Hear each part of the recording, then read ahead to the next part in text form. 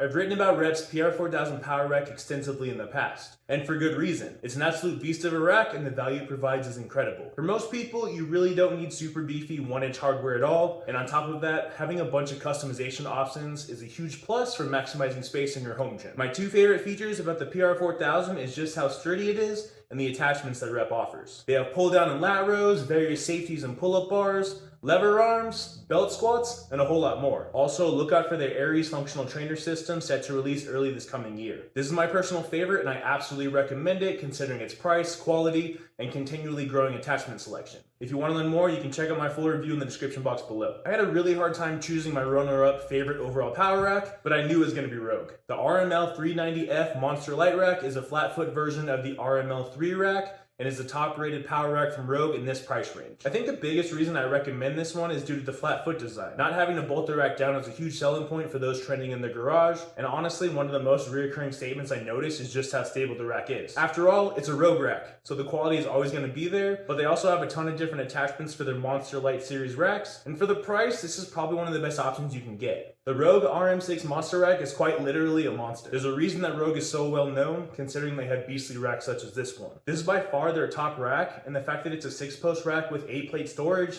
means even the base model is worth it. Here are just a few of the main reasons I recommend this rack over all others in this price range. First up, they have a ton of different customization options to build your RM6 however the hell you want. You can choose from 3 different rack heights ranging from 90 inches all the way up to 108 inches. Plus, there are a bunch of different colors you can select from as well. You also have a choice between your hardware finishes, black zinc being the default and bright zinc the upgrade option. The pull-up options include a single pull-up bar, a single fat bar, their black smooth socket pull-up bar, and a monster fat/skinny bar. If you need a specific pull-up bar on your rack, Rogue's got you covered. There are also a few cross members as well. The monster fat/skinny is literally just 2 bars, a monster beam with gusset, and of course, an overbuilt cross member sporting Rogue's nameplate. Just a few to choose from though, so no big deal. The final options are 3 different J-cups and safeties. The J-cups you can select are standard, sandwich, and 2-inch sandwich. I have a pair of sandwich J-cups from Rep, and I definitely prefer these over standard J-cups, so I definitely recommend Rogue's as well. And of course, the safeties, which is something that every home gym owner needs to consider for their rack, especially for training alone, which tends to be the case for most of you. The RM6 has pin pipe safeties as default, with their strap safety net and flip down safeties as the upgrade options. I love strap and flip down safeties myself, so I absolutely believe they're worth the investment